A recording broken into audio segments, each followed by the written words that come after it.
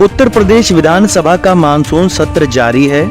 मंगलवार को सदन में वित्त और संसदीय कार्य मंत्री सुरेश खन्ना ने 2024-25 के वित्तीय वर्ष के लिए अनुपूरक बजट पेश किया। वित्त मंत्री ने 12,000 करोड़ रुपए का अनुपूरक बजट पेश किया। अनुपूरक बजट मौजूदा वित्तीय वर्ष के मूल बजट का 1.66% है।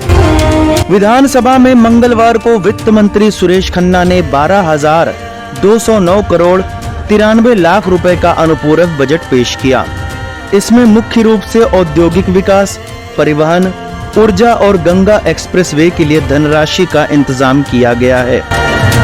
राज्य सरकार इसमें से विकास कार्यों के लिए 7,981.98 करोड़ रुपए खर्च करेगी, जबकि राजस्व मद में 4,227.94 करोड़ रुपए खर्च करेगी। सुरेश खन्ना ने सदन में प्रश्न प्रहर समाप्त होने के बाद 12:20 पर अनुपूरक बजट पेश किया। इस दौरान नेता सदन मुख्यमंत्री योगी आदित्यनाथ भी मौजूद रहे। सुरेश खन्ना ने कहा कि राज्य सरकार 2,000 करोड़ रुपए ऊर्जा के क्षेत्र के लिए खर्च करेगी, वहीं परिवहन विभाग को 1,000 करोड़ रुपए ज्यादा की धनराशि दी गई है, जो बसों की खरीद पर खर्च होगी। इसके अलावा कौशल विकास के लिए 200 करोड़ रुपए खर्च किए जाएंगे। वित्त मंत्री ने बताया कि आबकारी विभाग के लिए 50 करोड़ रुपए की व्यवस्था की गई है।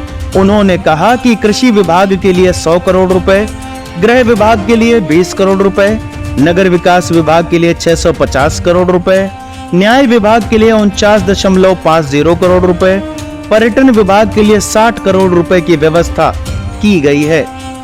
बजट में राष्ट्रीय एकीकरण विभाग के लिए 18.69 लाख रुपए, वित्त विभाग के लिए 1.18 करोड़ रुपए की व्यवस्था की गई है।